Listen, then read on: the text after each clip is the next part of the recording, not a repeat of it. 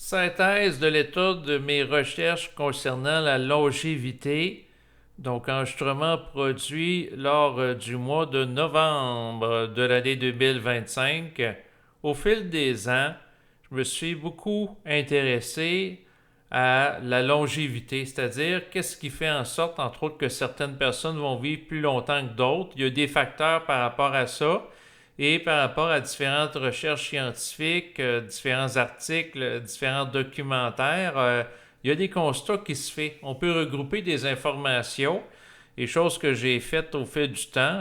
J'ai en fait pris beaucoup de notes, j'ai conservé dans un document Word beaucoup de références. Aujourd'hui, il va être question d'une synthèse. Donc, je vais chercher les principales informations que je trouve intéressantes, que vous allez pouvoir retrouver sous la forme de vidéos, entre autres, là, sur Internet, accessible via YouTube. Donc, les différentes références auxquelles je vais faire allusion, naturellement, vous allez les avoir en bas de l'enregistrement présent. Si de votre côté, vous vous intéressez aussi à l'étude des éléments qui vont favoriser la longévité, bien, c'est sûr que vous pouvez me partager aussi des informations en bas de l'enregistrement présent là, par rapport à ça. Juste vous mettre en garde que si vous me partagez des liens web, en fait, je préfère que vous me partagez le titre tout simplement d'auteur ou de nom de vidéo que le lien directement de vidéo, étant donné que par le passé, j'ai déjà eu des problèmes techniques qui ont fait en sorte que l'interface avait interprété que c'était des publicités injustifiées, certains liens web que des gens me partageaient, puis ça avait été bloqué. Donc, pour pas que ça arrive, tout simplement, par exemple, mentionner le nom d'un auteur que vous trouvez intéressant dans le domaine de la longévité ou le titre de la vidéo là, qui se rapporte à lui, sans que ce soit le lien web directement de la vidéo.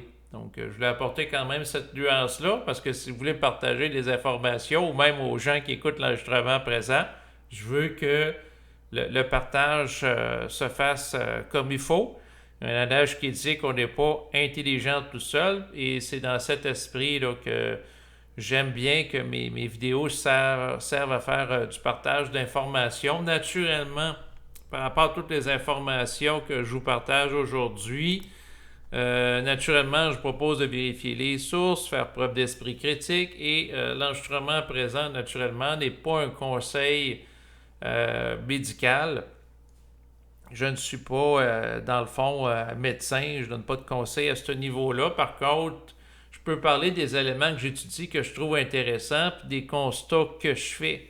Chaque personne a une situation médicale qui lui est propre. Au fil des ans, c'est incroyable la quantité de références que j'ai trouvées où ce qui parle des bienfaits du jeûne pour favoriser la longévité. Mais naturellement, c'est pas adapté, c'est pas ajusté à tout le monde, surtout si la personne a certains types de problèmes de santé spécifiques. D'où l'importance, bien entendu, par rapport à toute information vérifiée, de bien évaluer l'information. Puis je dis pas aux gens quoi faire ou quoi pas faire. Donc, la petite mise en garde faite, les principaux constats, parce que ça fait quand même plusieurs années que j'étudie la question de la longévité. Il y a des sujets que j'ai étudiés au fil des ans. Dans les dernières semaines, j'avais fait un enregistrement en lien avec mes études s'apportant à l'intelligence artificielle. Là, c'est la longévité. Puis éventuellement, il y aura d'autres sujets à caractère thématique aussi là, sur ma chaîne YouTube. En fait, le constat que je fais, c'est que notre corps biologique, si on veut vivre longtemps à travers notre corps physique, ben, c'est de comprendre le contexte historique dans lequel il s'inscrit, entre autres. Ça, là, ça fait vraiment une très grande différence. J'ai lu les livres de Yuval Noah Harari, historien qui, dans le fond, a écrit de nombreux livres là, qui ont été très populaires là, à l'échelle internationale, dont Sapiens, en lien avec les origines de l'être humain. Bon, ben, un des aspects fondamentaux qui a changé ma vie et ma compréhension de l'humain, c'est que l'être humain, selon ses propos, puis d'autres chercheurs aussi, est plus adapté dans un contexte de pénurie alimentaire que de surabondance. Et là, ça va être vrai aussi au niveau de sa santé, sa longévité, entre autres. Puis, il faut comprendre que le contexte qui a cours présentement depuis l'ère industrielle d'abondance de nourriture bon marché, qui va être dans certains cas trop grasse, trop sucrée ou trop salée, n'avait pas cours pendant des millénaires. Il faut toujours se remettre en contexte que le mode de vie de l'être humain sur le plan biologique, celui qui est ajusté, c'est celui qui avait cours il y a plusieurs millénaires, pas le mode de vie actuel. Mais il faut comprendre certains mécanismes qui sont là. L'un des aspects importants à comprendre, c'est que l'être humain est programmé pour être paresseux au niveau physique et intellectuel. Pourquoi? Parce que l'organisme est fait pour diminuer au maximum la dépense de calories, la consommation d'énergie. Pourquoi? Bien parce que nos corps biologiques ont été développés pendant des millénaires et façonnés par l'histoire dans un contexte de rareté. Dans le passé, il y avait des famines, il y avait des gens qui mouraient de faim. Les épidémies d'obésité, c'est un phénomène contemporain. Donc, avant l'ère industrielle, il n'y avait pas ces problèmes-là là, sur Terre. Là. C'est ça qu'il faut toujours avoir en tête. Donc, pourquoi que l'être humain n'a pas tendance à vouloir faire des efforts physiques, d'où les problèmes de sédentarité actuels qu'on connaît dans les pays occidentaux? C'est que, historiquement parlant, bouger physiquement, alimenter une masse musculaire qui est importante chez un individu, ça consomme beaucoup d'énergie. C'est énergivore. Donc, l'organisme, dans une optique de survie puis d'optimisation, il est programmé pour faire le moins d'efforts possible. Pourquoi? Parce que, évolutivement parlant, c'est ce qui est le plus adapté. Parce que l'énergie dans la nature est rare. Autrefois, les gens ne le réalisent pas nécessairement, mais il y avait beaucoup plus de problèmes à l'accès à la nourriture qu'aujourd'hui, que ça devient dans les pays occidentaux, tout au moins le contraire. C'est-à-dire qu'il y a trop de nourriture bon marché qui n'est pas nécessairement bonne pour la santé. Donc, entretenir la masse musculaire du corps physique, c'est très énergivore parce que les muscles au repos qui sont bien développés, ça consomme plus d'énergie. Donc, c'est pour ça que c'est pas nécessairement... L'organisme a tendance à couper la masse musculaire pour faire des économies en étant programmé pour vivre dans un contexte de rareté. Même chose au niveau intellectuel, la paresse intellectuelle. Pour lutter contre ça, il faut apprendre, étudier pour pas qu'il y ait une dégradation des capacités intellectuelles. Or, le problème, c'est que le cerveau, qui représente à peu près 2% de notre masse corporelle, il est très vorace. Il consomme à lui seul près de 20% de notre énergie. Je donnerai la référence là, en lien avec le monde.fr qui est question de ça, mais il y a d'autres sources d'informations qui confirment ça. L'idée principale, c'est que le cerveau, dans le fond, sur le plan physique, il occupe peu de masse corporelle, mais il consomme énormément d'énergie. Et pour diminuer la consommation d'énergie qui est faite par le cerveau, ben, les gens ne feront pas d'efforts intellectuellement, puis ils vont déléguer la tâche d'évaluer, d'analyser, de réfléchir à l'intelligence artificielle pour qu'elle le fasse à sa place. Aujourd'hui, c'est très facile de demander à l'intelligence artificielle de faire la synthèse de lecture de livres, d'articles sur Internet. Mais ça fait partie des pièges d'une programmation de base qui peut nous amener à vouloir faire ça. Donc, il faut quelqu'un qui veut conserver sa forme physique et intellectuelle, il faut faire des efforts qui vont dans le sens contraire de l'économie d'énergie sur ces deux plans, qui, historiquement parlant, a été adapté car un contexte de rareté. Donc ça, c'est important d'avoir ça en tête, parce que souvent des gens vont critiquer, bon, mais pourquoi que les gens, dans la société, il y en a beaucoup qui ne font pas de sport, sont sédentaires, ils vont déléguer à l'intelligence artificielle de réfléchir à leur place, pourquoi ils sont paresseux? Bien, c'est parce qu'on est préprogrammé pour l'être, au même titre qu'on est préprogrammé pour être addict au sucre, adorer le sucre. Je le vois chez ma fille, là. Habituellement, elle veut toujours avoir du dessert, mais elle ne veut pas avoir le plat principal. Pourquoi? Bien, dans notre histoire, c'était quelque chose qui était, sur le plan évolutif, très adapté d'aimer le sucre parce que ça nous permettait d'accumuler rapidement des calories dans un environnement où la quantité de nourriture était rare. Donc, on est préprogrammé pour ça. C'est de comprendre la biologie humaine. Donc, ça fait partie des bases pour comprendre qu'est-ce qui peut être fait pour favoriser la longévité humaine puis lutter contre l'entropie, la dégradation des capacités physiques et intellectuelles. C'est d'aller à contresens de ça, ce qui n'est pas nécessairement évident. C'est un combat de tous les jours. Fait que là, en lien avec ça, c'est un propos de base que j'ai abordé pour mettre les choses en contexte. Sinon, en fait, je poursuis. C'est qu'aujourd'hui, la science se développe très rapidement, notamment dans le secteur de la longévité. Il y a eu un documentaire qui est sorti récemment qui s'intitule L'immortalité est-elle en train de devenir réelle grâce à la science? Beaucoup de points sont intéressants à aborder là-dedans. Donc, le développement de la compréhension, en fait, des gènes de longévité, l'horloge biologique, thérapie génique, les cellules sénescentes, la course aux médicaments anti-âge. Donc, ça fait une bonne synthèse de l'état de la recherche.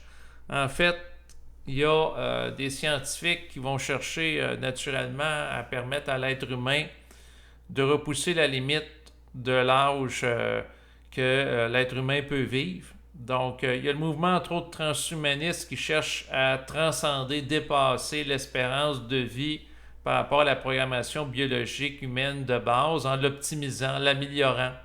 On développe présentement au niveau de la génétique par exemple, des plantes qui vont être résistantes par rapport à l'exposition à des températures très basses, très froides. On va faire des modifications génétiques pour, par exemple, avoir des animaux plus gras. Si on pense aux poulets qui sont de plus en plus gras au fil du temps, qui s'engraissent plus rapidement, là, présentement, il y a des scientifiques qui vont viser à modifier l'être humain pour qu'il vive plus longtemps. Donc, là, c'est intéressant d'aborder ça. Par rapport à la question spécifique sur le plan philosophique de l'immortalité, il y a Luc Ferry, qui est un philosophe européen, qui a fait un bel enregistrement. En fait, ça s'intitule « Vivre jusqu'à 150 ans, possible, point d'interrogation, souhaitable ». Donc, en bon philosophe, il nous pose des questions qui peuvent être sujets à l'étude. Luc Ferry, c'est ça, je ne vous le cacherai pas, il va chercher les principales objections à l'idée que l'être humain connaisse l'immortalité sur le plan physique pour les réfuter. Lui, c'est sûr qu'il ne s'en cache pas. C'est un transhumaniste qui veut prolonger la durée de son existence, de sa vie. Donc, plutôt d'être résigné devant la vieillesse et la mort, puis de se laisser sombrer dans la décrépitude, de ce que j'ai compris de sa démarche, c'est plus d'utiliser la science, la technologie actuelle pour être capable d'avoir une longue vie en santé. Donc, c'est sûr que la question de vivre longtemps, c'est pas dans l'optique de rester pendant 60 ans dans une résidence de personnes âgées en prolongeant l'espérance de vie, mais pas l'état de la santé qui permet d'en jouir. C'est de vivre longtemps dans un état de santé physique qui permet d'avoir une vie agréable, une vie avec une bonne mobilité physique, puis aussi une bonne capacité intellectuelle, donc une optimisation humaine. Fait que là, il l'aborde sur le plan philosophique, parce que ça soulève naturellement beaucoup de questionnements sur le plan philosophique, la question de l'immortalité humaine ou la longévité. Si les gens vivent plus longtemps, il y a beaucoup de questionnements que ça peut générer. Ensuite, j'aime aborder des sujets de plusieurs angles. J'ai beaucoup aimé naturellement les propos du docteur Christophe Degaguerre. Demain, est-ce que l'homme pourra vivre 150 ans ou plus? Il a fait une vidéo il y a à peu près 4 ans, mais je vous dirais que c'est une des vidéos principalement que j'ai trouvé ça intéressant, parce que dans cette vidéo, on explique les mécanismes de la sénescence, les mécanismes de la vieillissement. Et donc, ça donne une vision globale du vieillissement. D'ailleurs, en écoutant cette vidéo-là, plus spécifiquement, je me suis permis de prendre des notes. Puis il expliquait que, la définition qu'il donne de la longévité, c'est de maintenir un bon niveau fonctionnel le plus longtemps possible. Donc, de ce que je comprends de son propos, c'est sûr que si la personne veut être vivante en étant trop stressée, en mangeant mal, en fumant, en buvant trop d'alcool et en étant sédentaire, elle va accélérer sa sénescence. Donc, la dégradation du corps physique, les maladies vont survenir plus tôt et elles seront plus graves. S'il arrive plus tôt, ça accélère la sénescence et ça va être un cercle vicieux. Par contre, si la personne mange bien, fait un exercice physique approprié, si la personne est heureuse, si elle n'est pas victime d'exposition à des produits toxiques sur le plan personnel, environnementaux, elle va pouvoir réduire la sénescence, la dégradation cellulaire, mais retrouver celle qui est normale. Ainsi, une personne pourrait être rendue à 100 ans, elle serait dans le même état que la personne âgée de 60 ans qui n'a pas pris soin de sa santé. Donc, la quantité de temps en bon état, là, c'est un petit peu optimiste, mais disons que, mettons, disons qu'il y a une personne qui est en mauvais état à 65 ans, puis tu as l'autre qui a 85 ans, qui peut être dans le même état que. Aller chercher peut-être un 20 ans de plus. Il y en a qui parlent de 30 ans, d'autres 40 ans, mais bref, avoir un état comparable en termes de faculté intellectuelle, capacité physique. Fait que c'est sûr que la personne peut maîtriser son processus de vieillissement à un certain niveau. Donc, c'est en lien, c'est sûr que avec certains systèmes physiologiques. Mais il y a des constats intéressants qui ressortent de son propos, comme par exemple quelqu'un qui a 20 ans, qui mange mal, puis boit beaucoup d'alcool, il ne vivra pas nécessairement le contre-coup de l'alcool autant dans son corps que, par exemple, quelqu'un qui est plus avancé en âge que 60 ou 80 ans. Pourquoi? Parce que, dans le fond, il y a une plus grande capacité, vu qu'il est jeune, d'encaisser les chocs. Par contre, quelqu'un de plus âgé qui a le même comportement, il va en souffrir plus. Donc, avec le temps, le problème, c'est que le corps a moins de capacité d'encaisser les chocs. Par contre, si le jeune s'occupe d'avoir de saines habitudes de vie en partant, ben ça peut diminuer sa sénescence. Mais s'il ne souffre pas, par exemple, d'avoir trop bu d'alcool autant que quelqu'un qui a 80 ans ou quelqu'un qui est diabétique, puis ça fait augmenter beaucoup son taux de sucre. Mais en fait, d'ailleurs, en vieillissant, de ce que j'avais compris, c'est que malheureusement, l'organisme humain va, dans le fond, moins bien gérer l'absorption du sucre, entre autres. Donc, va moins bien réagir par rapport à ça. Ça fait partie du vieillissement et des cercles vicieux. Donc, fait que dans le fond, ce que l'être humain peut faire, c'est agir pour maîtriser la sénescence, la dégradation du corps physique, pour empêcher une usure prématurée. Pour vivre longtemps en santé, ça nécessite une prise en charge de sa vie dans le quotidien, un peu comme se brosser les dents pour prendre en charge son capital santé. Fait que c'est un petit peu le même principe. Il y a beaucoup d'autres éléments d'amener dans sa vidéo, mais pour comprendre la sénescence, le vieillissement, c'est vraiment une vidéo, à mon avis, capitale, de base, qui vaut la peine d'être écoutée. Sinon, pour aller dans le plus concret, il y a récemment Éric Simard qui a sorti un livre par rapport à son capital, son protocole longévité, qui a donné place à une excellente conférence. Donc, c'est un Québécois. C'est quelqu'un qui a un doctorat en biologie. Et là, ce qui est intéressant, c'est qu'on va concrètement dans les comportements là, qui vont favoriser la santé. Fait que lui, c'est sûr qu'il parle de l'importance du jeûne. J'en ai déjà parlé dans d'autres vidéos. J'ai déjà fait moi-même des expériences de jeûne. J'ai déjà parlé avec comme là, la semaine passée, j'avais parlé avec quelqu'un en privé qui avait pratiqué un jeûne de plusieurs jours. Puis, les constats qu'on fait sont souvent les mêmes. C'est-à-dire qu'en jeûnant, on a le mental plus clair. Ça donne de l'énergie en début de jeûne. Fait que il y a des bénéfices comme ça que je parle aux gens, puis là, il y a des gens de l'extérieur qui vont dire voyons, ça se peut pas, t'as pas mangé, mais ça semble que tu vas être plus stressé, tu vas avoir plus faim, tu seras pas plus calme, plus clair dans tes idées mentales. Mais dans mon cas, ça fonctionne, puis l'autre personne aussi, je me sens moins dans le fond. Quand que je jeûne, ce que j'ai constaté, c'est que les pensées anxieuses sont moins présentes. Donc, ça, c'est mon expérience personnelle. Il y a des gens qui vont dire que c'est anecdotique, mais là, c'est parce qu'il y a eu de la documentation aussi en lien avec les bienfaits du jeûne. La vidéo auquel je fais allusion, je m'égare un peu d'Éric Simard, n'est pas là-dessus. Mais il y avait un documentaire de RTE qui aborde tout ça là, en détail. Là. Fait que là, ce qu'il disait que je trouvais intéressant, c'est qu'il disait de ne pas manger avant de se coucher pour augmenter la période dans laquelle on ne mange rien, profiter des bénéfices de cette période. On se donne du repos à l'organisme car on n'est pas fait pour manger tout le temps. Il est préférable de ne pas manger sur une longue période de temps. Il est préférable de s'entraîner à jeun pour pousser la flexibilité métabolique plus loin. Idéalement, un jeûne de 22 heures par jour, donc juste manger pendant une période d'à peu près 2 heures par jour. Là, il y a un beau tableau qu'il a fait à 1h07 du début de la vidéo, son protocole longévité, où il est question que quelqu'un qui fait du jeûne en ne mangeant pas 4 heures avant de dormir, il y a certains bénéfices, parce qu'il prolonge la période où ce que l'organisme ne mange pas. Mais manger sur une période maximale de 8 heures, c'est encore mieux.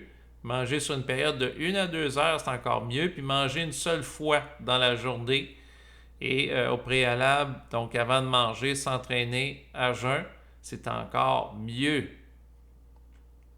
Fait que vous voyez la gradation. Fait que c'est important d'avoir ça en tête. C'est le premier auteur que j'ai vu qui l'a aussi bien formulé clairement dans un tableau. Fait que ça, c'est un élément à prendre en considération. En fait, pourquoi je parle du jeûne, c'est tout simplement qu'autrefois, nos ancêtres ont vécu dans un environnement de privation de calories, de rareté, de période de 17. Les chasseurs-cueilleurs, naturellement, ne mangeaient pas à tous les jours. Ils n'attrapaient pas tout le temps des proies ou ils ne faisaient pas à tous les jours de la cueillette de fruits ou de légumes. Donc, le corps biologique n'est pas adapté, malheureusement, à une abondance de nourriture.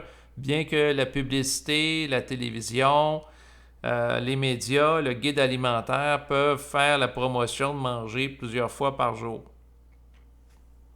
Ça, c'est un constat que j'en viens avec mes études. Croyez-moi pas, faites vos vérifications naturellement. Fait que là, il disait que, bon, idéalement, le repas avant le jeûne devrait être léger. Plus la réserve de glycogène est basse et plus le corps va puiser dans la masse adipeuse, donc les gras. Pendant le jeûne, les mauvaises bactéries des intestins meurent de faim alors que les bonnes bactéries se nourrissent du mucus intestinal. Donc ça, c'est ce que j'ai compris de la vidéo. Fait que là, il parlait aussi, c'est intéressant, dans son protocole longévité, de l'importance du maximal aérobique. Là, il parlait de faire 3 sprints de 20 secondes en course à pied de haute intensité 3 fois par semaine où on donne son maximum, ce qui équivaut à 45 minutes d'activité pour une semaine. La haute intensité va stimuler les mitochondries musculaires et l'oxygénation de l'organisme. Fait que c'est sûr que ça peut être bien développer le volet cardio pour rester en santé longtemps, d'où la longévité que je parlais. Puis il a développé le concept de journée qui vont favoriser la longévité. Fait que là, ça, je ne l'ai pas expérimenté, mais j'ai fait quand même des expériences, là, des fois de jeûne d'une journée, 3 jours, des choses comme ça. Puis, il y a des idées qui présentent que je dis, ouais, c'est pas bête. Ben, c'est sûr, j'ai fait l'expérience, par exemple, de m'entraîner à jeun, puis après aller manger, comme il propose, dans le fond, de la viande avec... dans le fond, je vais lire mes explications pour bien vous l'expliquer, là. Donc, des protéines animales plutôt que végétales pour favoriser la récupération de l'organisme, la réparation, parce que les protéines animales vont être plus complètes que celles végétales, c'est ce que j'avais compris aussi à travers les propos du docteur Gaguerre auquel je faisais allusion tantôt. Donc, il donnait comme exemple sa journée de longévité, de se lever le matin sans avoir rien mangé, se rendre jusqu'à 16 heures pour améliorer le microbiote et l'autophagie. Donc, l'autophagie, c'est lorsque la personne jeûne, qu'est-ce qui se passe? Bien, l'organisme va se nourrir des cellules imparfaites et c'est sûr qu'en vieillissant, l'organisme a tendance à générer des erreurs lors de la réplication cellulaire. C'est un petit peu comme faire une photocopie d'une photocopie. Puis à force de faire des photocopies, ben, à un moment donné, ben, on perd le caractère d'origine, la programmation de base, puis là, il peut s'insérer des erreurs, puis les erreurs peuvent donner place à des cellules cancérigènes. Mais pour les neutraliser à la base, ben, c'est l'autophagie que l'organisme peut faire pour ça. Donc ça, c'est un moyen. C'est sûr que quand je comprends le concept d'autophagie, par rapport au fait qu'en Occident, ben, il y a plein de monde qui souffre de cancer, puis un des volets qui va favoriser la prolifération et la multiplication des cellules cancérigènes, c'est le sucre. Plus qu'une personne consomme de sucre, plus que c'est susceptible de nourrir les cellules cancérigènes, alors que si l'organisme est privé de sucre, les cellules qui vont se détériorer, qui vont s'éliminer en premier, ça va être plus les cellules cancérigènes que les cellules de base de l'organisme sans avoir cette mauvaise mutation génétique. En fait, par rapport à ça, les implications, c'est que de ce que je comprends, parce qu'au fil du temps, je fais des études, c'est qu'il y a, par exemple, quelqu'un qui va fumer du tabac, la cigarette, de l'alcool, ça va occasionner des facteurs mutagènes, la mutation des cellules. Si les mutations se font d'une manière inadéquate des cellules, ça peut donner place à un cancer. Puis comme il y a des erreurs qui se glissent au fil du temps de la reproduction cellulaire au fil des ans, ben plus qu'une personne avance en âge, selon ce que j'écoute des vidéos, puis de ce que je comprends, en ce mois de novembre 2025, plus que la personne peut développer des cancers dans le temps. Donc, plus qu'elle avance en âge, plus que des erreurs liées à la reproduction, dans le fond, cellulaire qui peuvent se glisser, puis plus qu'elle peut avoir intérêt aussi à pratiquer le jeûne intermittent pour neutraliser ces erreurs-là à la base, puis éviter la prolifération de cancer, voir que les cellules cancérigènes, dans le fond, se diffusent au sein de l'organisme, puis là, la personne elle a des métastases et elle meurt d'un cancer généralisé. Donc ça, c'est la compréhension que j'en viens. En fait, il est question, lui, il dit prendre des probiotiques le matin. Le jeûne va favoriser la stimulation de l'hormone de croissance qui augmente pour préserver la masse musculaire et augmenter la capacité physique. Fait que lui, il va s'entraîner, de ce que je comprends de son propos. M. Simard, en fin de journée, dans sa période de jeûne, c'est la période où il risque d'être plus efficace parce qu'il va avoir au préalable la production de l'hormone de croissance qui va avoir augmenté en étant en période de jeûne au préalable. Donc, s'entraîner juste avant d'aller manger, faire un entraînement d'aérobie avec haute intensité. Là, c'est sûr que ça peut être de la course à pied, de l'entraînement musculaire. Donc ça va être bon pour la santé des mitochondries et de l'autophagie. Fait que là, après ça, c'est de prendre un repas riche en protéines musculaires, favoriser la réparation des muscles et le gain musculaire. Donc, les protéines animales sont plus efficaces que les protéines végétales pour le faire. Par contre, il n'est pas souhaitable de prendre constamment des protéines animales à cause de la présence de méthionine en plus grande quantité que celles végétales. Donc, les protéines animales comportent 5 fois plus de méthionine que les protéines végétales. Avoir moins de méthionine, c'est meilleur pour la longévité. Fait que là, les jours qu'on ne s'entraîne pas, il faudrait comme pratiquer le jeûne intermittent ou de manger des protéines végétales si on ne fait pas un exercice physique significatif qui demande réparation plutôt qu'animal pour se préserver. Fait que là, ça devient compliqué. C'est sûr qu'il faut comprendre que malheureusement, dans la nature, il n'y a pas de repas gratuit. Dans le sens que si on fait une chose, on ne fait pas une autre. Puis, il y a toujours des avantages et des inconvénients à tout. C'est ça qu'il faut réaliser. Donc, il y a des avantages à prendre des protéines animales, mais il y a des inconvénients à ça. Donc, c'est ça le point qu'il faut réaliser. La méthionine qui est comportée dans les protéines animales, ça a piqué ma curiosité. En fait, c'est que si, dans le fond, l'excès, en fait, de ça, ça peut être lié aux maladies cardiaques, aux accidents vasculaires cérébraux et à la neurodégénérescence. Donc, il y a des gens qui vont avoir une approche de manger constamment de la viande en réaction au végétarisme. Donc, il y a comme un régime, je pense que c'est paléolithique, de régime qui va... C'est comme en réaction à l'approche du végétarianisme, là, mur à mur. Puis là, il y a le crudivorisme. Il y a plein de voies, là, mais le point, c'est que un excès de viande, par rapport au fait que ça comporte de la méthionine, ça peut être nuisible à la santé, là, de ce que je comprends. Là. Si on veut réduire les risques de cancer du sein, limiter la vieillesse accélérée aussi. Par contre, c'est sûr que quelqu'un qui ne mange pas assez de viande, ça peut amener un manque de méthionine qui peut entraîner des problèmes de santé tels que des troubles hépatiques, une fatigue ou des troubles de la croissance. Ce qui n'est pas souhaitable non plus. Donc, les journées autres que celles de la longévité avec le jeûne et l'entraînement, de ce que j'ai compris, c'est qu'il va manger des protéines végétales donner la part de méthionine. C'est ça. Mais ces journées-là qui parlent, les fameuses journées longévité, qui a tout développé le protocole auquel il fait allusion, entre autres, dans sa vidéo. En tout cas, il en parle beaucoup. C'est sûr que sa vidéo est en lien qu'un livre. Sans doute, dans le livre, il y a plus de détails, mais il donne beaucoup d'informations quand même gratuitement dans sa vidéo. On parle d'une vidéo qui dure 1h50 de temps, là. Donc, il faut alterner idéalement les journées de longévité avec d'autres jours où il y a 3 repas par jour. Faut qu'il y ait une certaine variété parce que le corps a tendance à s'adapter à tout. Si on fait tout le temps les mêmes exercices physiquement, pour les gens qui font de l'entraînement, ils savent, c'est que le corps s'adapte puis on n'a plus autant les bénéfices par la suite. Donc, puis lui, il disait que la fin de semaine, il mangeait comme les autres êtres humains parce que c'est important d'avoir une vie sociale. L'un des critères pour favoriser la longévité naturellement, c'est d'avoir une vie sociale qui est riche et épanouissante. Puis on voit ça dans d'autres choses. Ce qui est intéressant au fil du temps, c'est de faire des liens par rapport à différents chercheurs, différents scientifiques, puis des constats qui peuvent être faits.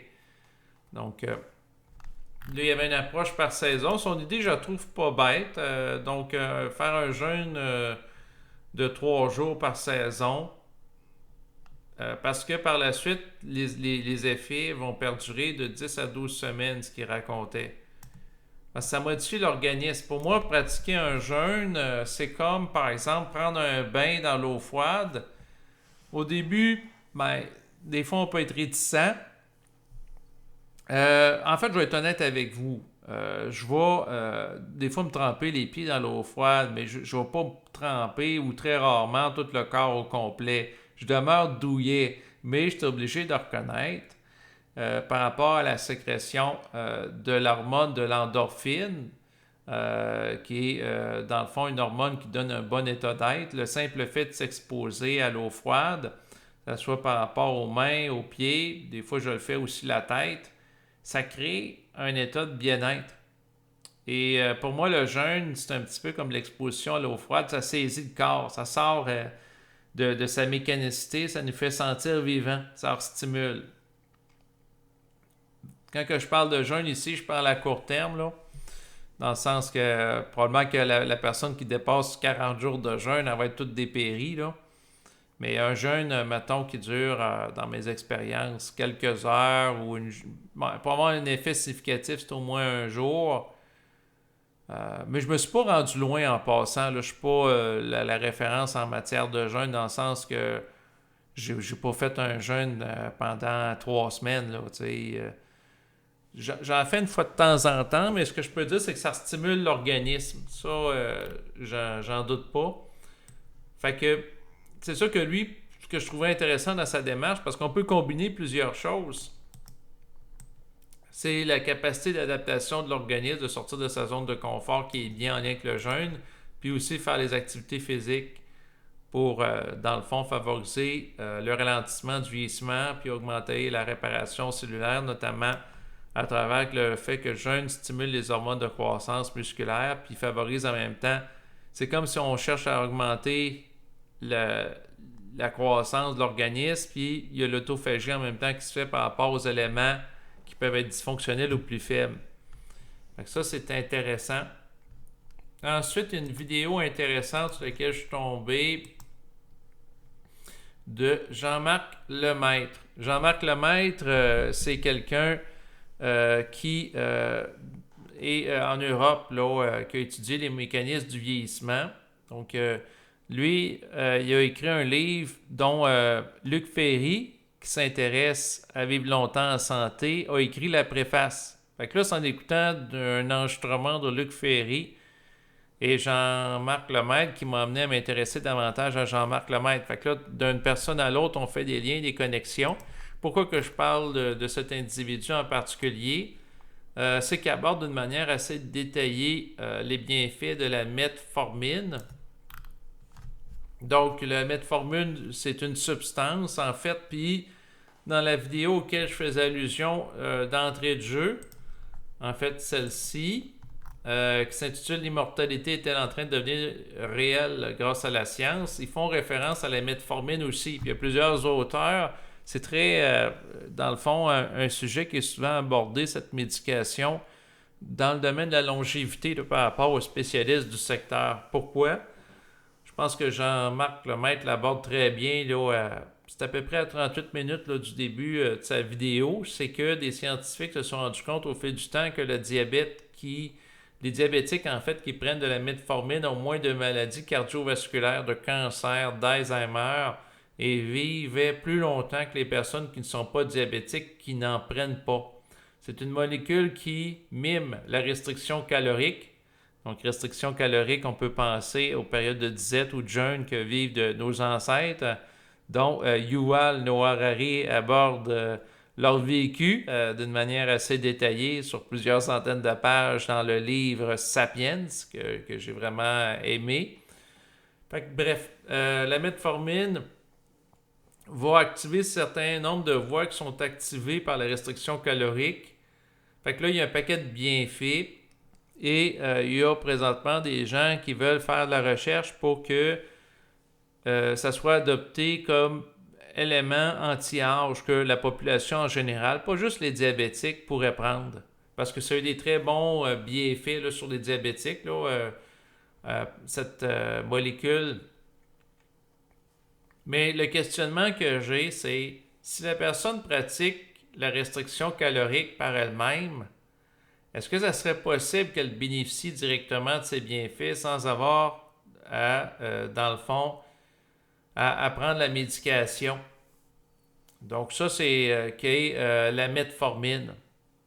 Puis je pourrais avoir le même questionnement par rapport à l'Ozempic, qui est un médicament qui est utilisé de plus en plus ici au Québec, qui coupe la faim. Donc, ça donne des résultats quand même spectaculaires. Je pense à ma belle-mère il y a quelques années qui avait un surplus de poids, s'était mis à prendre de l'Ozempic, puis elle a fondu. Elle a vraiment maigri assez rapidement. Elle est passée de personnes avec un surplus de poids à personnes squelettiques, là. Donc, les résultats, est-ce qu'ils sont là? Oui. En tout cas, dans son cas particulier, ce que je peux dire, c'est sûr que c'est un cas anecdotique, mais quand même, je l'ai vu sous mes yeux maigrir à vue d'œil au fil des mois et des années en prenant ça. Là, il est rendu dans une démarche contraire qu'il faut qu'elle se mette à manger davantage pour accumuler plus de calories. Parce que là, son état de santé est trop mince, là. Donc, c'est important d'être conscient des effets que ça peut avoir.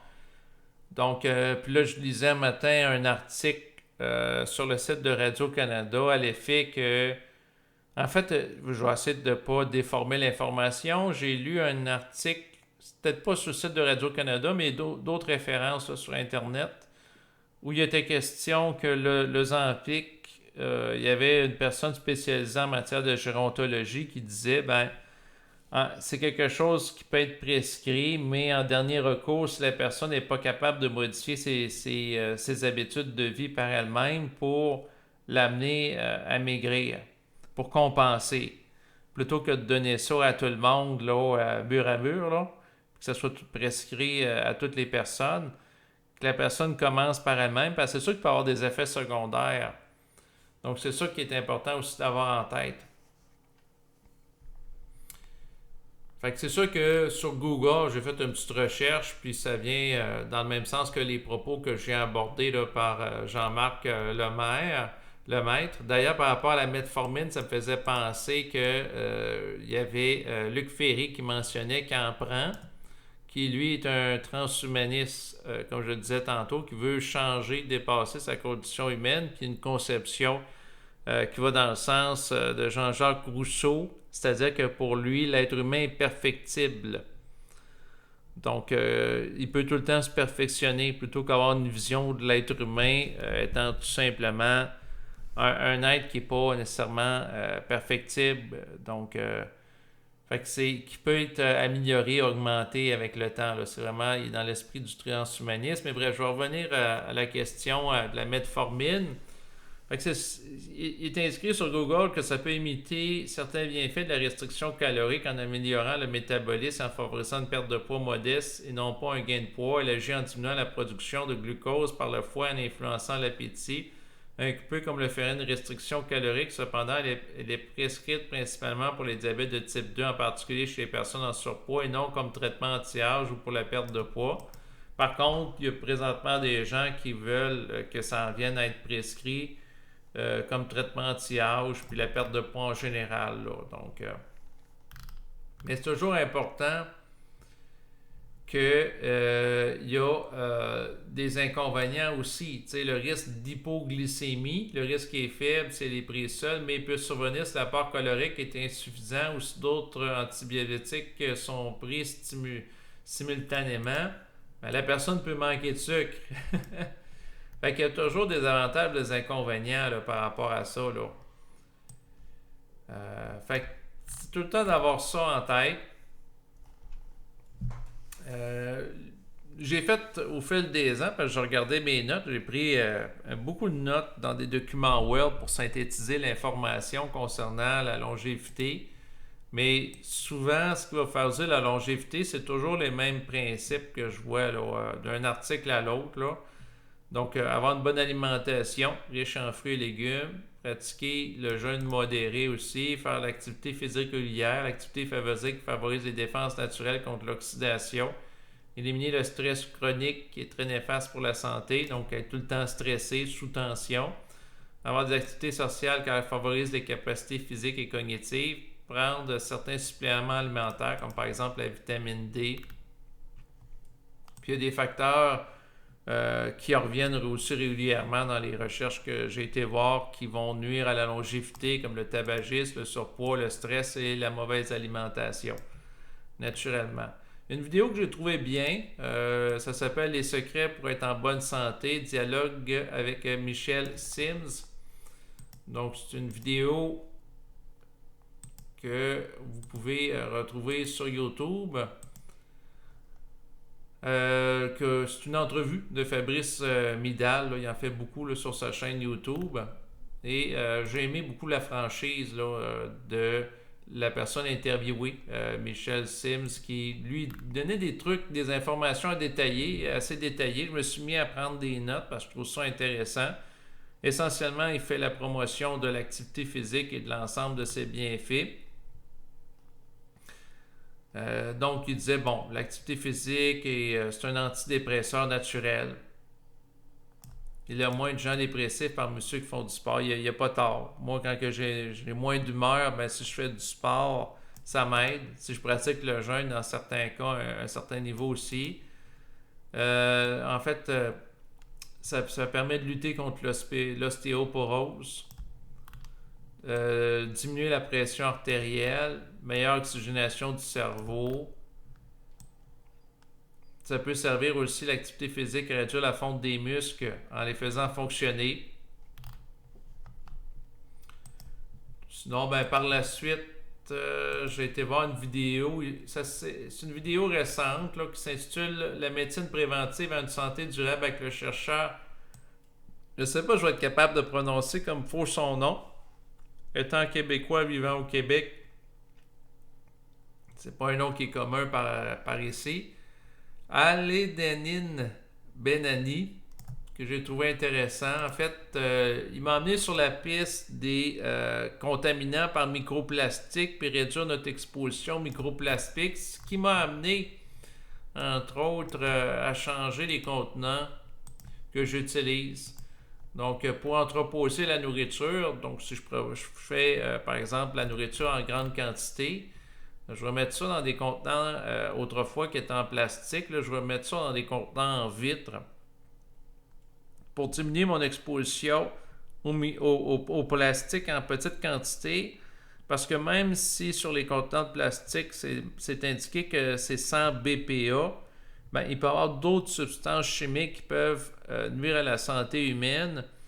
puis être, dans le fond, des perturbateurs endocriniens. C'est encore plus vrai là, par rapport aux jeunes enfants qui sont en période de croissance. C'est sûr que moi, en lien avec l'écoute de la vidéo, puis le fait que j'avais déjà écouté d'autres enregistrements qui parlaient de l'impact de la contamination des microplastiques qui vont en fait perturber entre autres le développement du fœtus, mais aussi des enfants en bas âge en pleine période de croissance, là, donc entre 0 et 24 ans en particulier.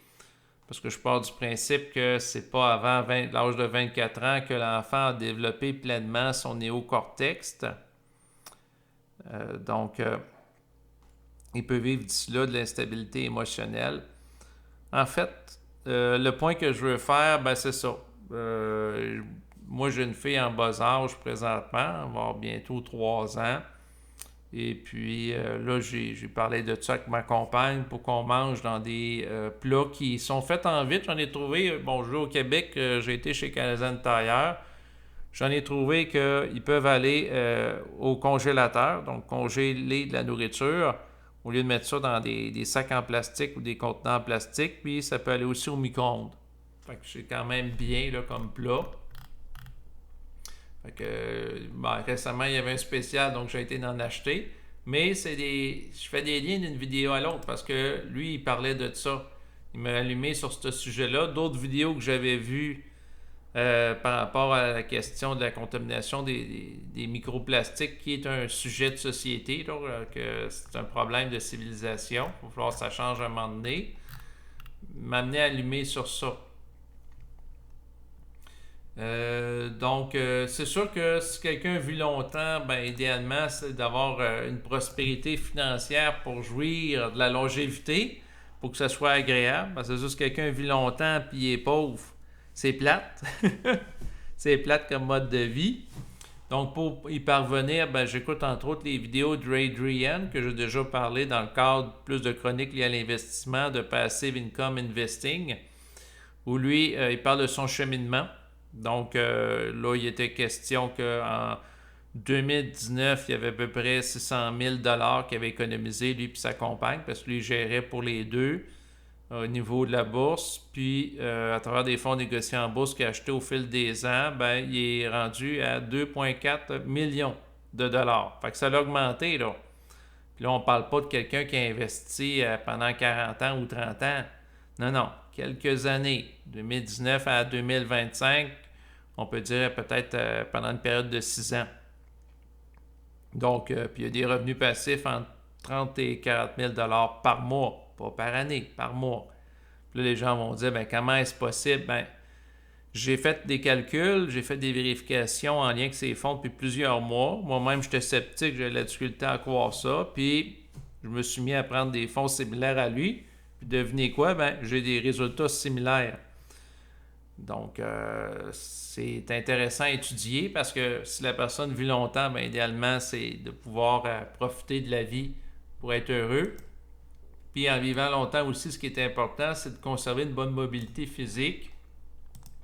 Pour y arriver, ben, il y a une vidéo qui s'intitule « Si vous avez plus de 50 ans, arrêtez de marcher et faites plutôt ces 4 exercices ». Il y en a plusieurs exercices que la personne peut faire, mais c'est des exercices quand même intéressants dans la vidéo pour faire en sorte que la personne, en avançant en âge, diminue la difficulté qu'elle peut éprouver de se lever d'une chaise. Ça peut paraître niaiseux, mais il y a beaucoup de gens qui souffrent parce qu'ils ont de la difficulté à se lever de la chaise parce qu'ils n'ont pas assez de force dans les bras. Pour compenser par rapport à ça, c'est de pratiquer entre autres la planche ou faire des push-ups.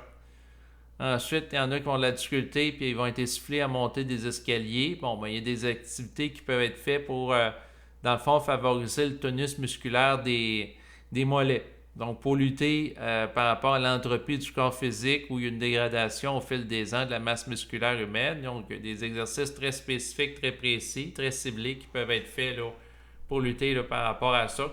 C'est quand même intéressant. Pourquoi que je dis lutter? Bien, on en revient au concept de départ que j'ai abordé précédemment, c'est-à-dire que notre organisme a des fins de survie, ce qui est intelligent à l'époque, dans un passé lointain, dans l'époque des chasseurs-cueilleurs, avait tendance à économiser de l'énergie, puis, dans le fond, pas alimenter la masse inutile de masse musculaire ou ou qu'il y ait trop de dépenses du cerveau. Fait que là, il faut s'adapter dans un contexte différent. Ce qui amène à changer des comportements, faire des comportements contre nature, comme le jeûne, alors qu'on est exposé à une grande quantité de nourriture qui donne beaucoup de calories. Ça va contre nature, on est préprogrammé pour aimer le sucre appelle le sucre, puis plus qu'on mange sucré, plus qu'on a le goût d'en manger en grande quantité. C'est très dur, ça prend un côté quasiment masochiste pour vouloir vivre longtemps, je vous le cacherai pas, ça va à la contresens d'un paquet de comportements sociaux qu'on peut apprendre dès notre enfance, de programmation sociale, et ainsi de suite. Sinon, en lien avec la longévité, un concept qui est intéressant d'apprivoiser, c'est celui de zone bleue. Donc, plusieurs scientifiques, des chercheurs, ont fait des recherches pour identifier dans le monde les endroits où les habitants vivent le plus longtemps, où il y a la plus grande quantité, par exemple, de centenaires, et d'identifier les facteurs communs. Et par rapport à ça, il y a un livre qui a été publié où on a identifié des variables, mais aussi un documentaire sur Netflix qui s'intitule Vivre jusqu'à 100 ans, les secrets des zones bleues. Mais par rapport au concept qui est abordé dans la télésérie Netflix, bon, c'est bien fait, là. C'est comme si on voyageait là, dans différents pays en lien avec les zones bleues, mais le concept des zones bleues, en lien avec ce que j'aborde depuis le début de l'enregistrement, ça va dans le même sens que ce que je parlais tantôt, là, comme par exemple la restriction calorique. On parle des gens qui ont vécu à Okinawa sur le plan historique, où il y avait accès à peu de nourriture, qui ont connu des famines. Bien, ces gens-là ont vécu plus longtemps. Là, les choses changent là, parce qu'Okinawa sont affectés par les fast-foods, les restaurants rapides, la quantité de nourriture qui est en abondance là, dans un mode de vie plus américanisé, mais les gens qui ont vécu à Okinawa au fil des décennies passées, ben, ils étaient plus susceptibles de connaître la restriction calorique qui est propice à une longévité. Sinon, on parle de l'importance d'activités physiques modérées et régulières, avoir un but dans la vie, la réduction du stress, une alimentation à base d'aliments d'origine végétale, une consommation modérée d'alcool, un engagement spirituel ou religieux, donc un engagement social, un engagement dans la vie familiale, puis un engagement dans la vie sociale. Hein? C'est ce qui ressort. Puis par rapport à ça, ben, il y a une vidéo promotionnelle, mais les abonnés Netflix, ben, j'ai été voir la série d'épisodes du documentaire, j'ai trouvé ça très intéressant. C'est sûr, ça nous fait voyager dans différents endroits là, dans le monde, là, à travers les captures de vue. Donc, c'est quelque chose qui peut être intéressant à écouter. Puis sinon, ben, je voulais vous parler un peu de Brian Johnson. Cette fois-ci, je ne dis pas que c'est un exemple à suivre, là, parce que le gars, c'est un Américain qui est riche, en fait. Donc, lui, il a un peu plus que... En fait, il a fait beaucoup d'argent. Là, c'est, dans le fond, dans le domaine de la tech, qui a fait son argent. Puis, lui, de ce que j'ai compris là, dans le documentaire qui s'intitule Don't Die, The Man Who Wants to Live Forever. Donc, en français, pour faire ma traduction, ne meurt pas, l'homme qui veut vivre pour toujours.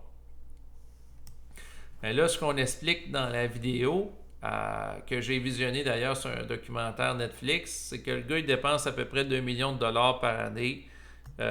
Puis il caresse le projet de vivre éternellement sur le plan physique à travers l'utilisation de plusieurs approches d'une manière croisée, sauf que le problème par rapport à ce qu'il fait, c'est que c'est pas clair. T'sais, il se bourre de suppléments alimentaires, fait de l'activité physique, il a cours à la thérapie génique et il questionne dans la vidéo qu'il a pu augmenter d'à peu près 7% sa masse musculaire en requérant à des injections, mais il fait tellement d'affaires disparates, mélangées, que ça permet difficilement d'identifier les éléments au niveau scientifique qui sont efficaces ou pas. Parce que pour identifier si un élément est efficace, ça prend quelqu'un qui adopte le comportement, puis un groupe contrôle qui ne l'adopte pas, puis voir s'il y a une différence significative entre les deux groupes de la population. Pour voir si ça fait une différence ou pas, mais là, c'est pas ça qui est fait. Fait que c'est sûr que lui, qui est quand même une figure marquante dans l'esprit du transhumanisme, donc c'est quelqu'un des États-Unis, puis il y a toute une mouvance de gens de la Silicon Valley aux États-Unis, donc par rapport à la côte ouest, qui sont devenus très riches à travers les compagnies de la technologie, Google, Apple, Facebook. Donc, un paquet de personnes qui sont millionnaires, multimillionnaires devrais-je dire. Puis là, une fois que la personne est parvenue à la richesse, dans certains cas, ben, il y en a qui veulent en jouir le plus longtemps possible. Et pour y arriver, ben, ils vont chercher à se rendre immortels sur le plan physique. Et j'ai l'impression que ça va être un marché qui est en émergence. Mais le point, c'est qu'éventuellement, leur technologie, à des fins égoïstes, va peut-être se démocratiser pour l'ensemble de la population humaine, dans le sens que le décodage du génome humain, qui pouvait coûter au-dessus d'1 milliard de dollars il y a à peine quelques années, ben aujourd'hui, ça peut coûter à peu près 300 euros pour du décodage génétique. J'écoutais dans le fond Luc Ferry qui abordait le sujet, puis là, il mentionnait ça. En fait, on peut le voir, la démocratisation de la technologie au fil du temps ou de l'information, dans le sens que autrefois, par exemple, un ordinateur prenait beaucoup d'espace, ça coûtait très cher. Aujourd'hui, une miniaturisation de la technologie, puis tout le monde, même les gens qui techniquement sont pauvres en société, ont accès à Internet. Donc, il y a des gens qui, par exemple, peuvent être sans domicile fixe puis avoir accès à Internet en allant à une bibliothèque. Donc, la ressource qui était autrefois réservée à une élite, si on prend par exemple aux premières heures d'Internet, en fait au début ça s'appelait ARPANET et c'était à des fins militaires. Bon, au début c'était eux qui avaient accès à la ressource, puis après ça, ben monsieur et madame tout le monde ont accès à ça. Fait que peut-être présentement il y a des gens de la Silicon Valley qui, à des fins égoïstes, donc de vivre le plus longtemps possible, vont tracer une voie, puis finalement, ben, tout le monde va avoir accès à ces informations-là, puis ça va être très facile de vivre plus longtemps là, dans quelques années là, suite à ça. C'est un petit peu comme aujourd'hui avec Chat GPT-4 ou GPT-5, que la plupart des gens donc peuvent avoir accès facilement à l'intelligence artificielle ou sur Google ou un peu partout. Il y a plein d'interfaces d'intelligence artificielle qui sont gratuites un peu partout. Donc, le fameux blueprint que développe Brian Johnson, donc son manuel, son mode operandi, sa façon de faire, où ce que développer un protocole longévité. Lui, c'est sûr, c'est très commercial là, de ce que je comprenais, parce qu'il fait la promotion de certains produits alimentaires, il peut avoir des ententes avec des entreprises dans l'optique des vendre aussi, là. Donc, une dimension marketing, il faut en prendre et en laisser comme dans toute chose. Par contre, c'est symptomatique de l'époque actuelle. Puis s'il y a des gens qui m'écoutent, qui veulent savoir c'est quoi les enjeux du 21e siècle, Yuval Noah Harari, dans son livre Homo Deus, donc l'homme-dieu, les présente. Puis un des enjeux, ben, c'est l'immortalité humaine. Ça peut passer à travers le développement accéléré de la science et de technologie à une vitesse exponentielle, en lien, entre autres, avec les thérapies géniques. Puis, dans le fond, un peu comme là, j'en reviens la vidéo de départ, c'est que des scientifiques voient qu'il y a de l'argent à faire parce que tu as des gens qui sont multimillionnaires, qui sont prêts à payer pour les thérapies géniques ou de vivre longtemps. Ben, qu'est-ce qu'ils vont faire les scientifiques qui veulent avoir du financement? C'est qu'ils vont développer des remèdes, des médicaments, des approches qu'ils vont pouvoir vendre aux gens qui veulent être riches à travers ça. Et là, c'est sûr qu'il va y avoir une disparité entre les êtres humains qui ont accès à l'immortalité physique, en plus de la longévité éventuellement, versus les autres. Et là, on va tomber quasiment dans des scénarios de science-fiction. Fait que là, ça va être des dossiers à suivre, en fait, un dossier à suivre en particulier dans les prochaines années. Qu'est-ce qui va advenir, entre autres, de Brian Johnson, celui qui veut vivre pour toujours. Donc, en passant, je ne suis pas un adepte de Brian Johnson. Je le mentionne à des fins d'études parce que c'est un cas particulier. Là, c'est une figure flamboyante dans les médias. Mais pour ce qui est d'autres éléments, là, bon, les ondes bleues, ça, je trouve ça intéressant sur le plan scientifique, etc. Puis là, il y a aussi des gens qui, par rapport au sujet de la longévité, on se positionnait à savoir, parce qu'il y a plusieurs approches aussi. C'est comme dans l'alimentation. Il y a quelques années, je me suis intéressé au jeûne, au crudivorisme. qui n'est pas pareil. Il y a l'alimentation keto aussi qui existe. Il y a plein de choses. Mais dans le domaine de la longévité, c'est un petit peu ça. Il y en a qui vont tout simplement parler de prolonger, vivre le plus longtemps possible avec la programmation actuelle génétique en santé, en limitant les dégâts du vieillissement, c'est une chose. Mais modifier la génétique humaine à travers un peu une approche plus agressive comme Brian Johnson puis les thérapies géniques, dans l'optique, par exemple, d'augmenter la masse musculaire, parce qu'en vieillissant, la masse musculaire a tendance à diminuer. Bon, mais lui, s'il y a des injections qui le font augmenter, il était question de ce que j'ai compris de la vidéo, 7% sa masse musculaire, suite à des injections qu'il y a eu. Bon, ben, là il est en train de changer physiquement en modifiant sa programmation de base, là. Fait que ça, c'est quelque chose à voir. C'est sûr que s'il fait ça, il peut avoir des effets secondaires. Fait que là, il y a aussi des enjeux parce que dans la nature, il n'y a pas de repas gratuit. Si tu as des avantages parce que tu as des inconvénients. Je m'intéressais entre autres à un chercheur qui disait si tu augmentes la présence d'hormones de croissance dans l'organisme pour que les muscles croissent, ça se peut aussi que tu augmentes le risque de cancer ou d'accélérer la croissance des cancers. Si la personne avance en âge puis l'organisme a plus de difficultés à éliminer les cellules cancérigènes. Fait que là, il y a des enjeux à ce niveau-là aussi là, qui peuvent se présenter.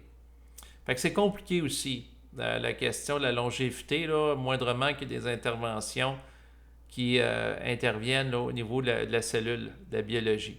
Mais c'est un sujet que je trouve personnellement passionnant à étudier. Donc, à l'égard des différentes références auxquelles j'ai fait allusion, vous allez les retrouver en bas de l'enregistrement présent. Sinon, s'il y a des noms d'auteurs ou de vidéos que vous aimeriez que les gens qui écoutent la chaîne ou moi-même bénéficient, naturellement, vous pouvez les partager dans un esprit de vouloir que ce soit véhiculé là, sur le web. Donc, vous pouvez partager ça là, en bas de l'enregistrement présent. Donc, merci de votre écoute et je vous dis à bientôt. Au revoir.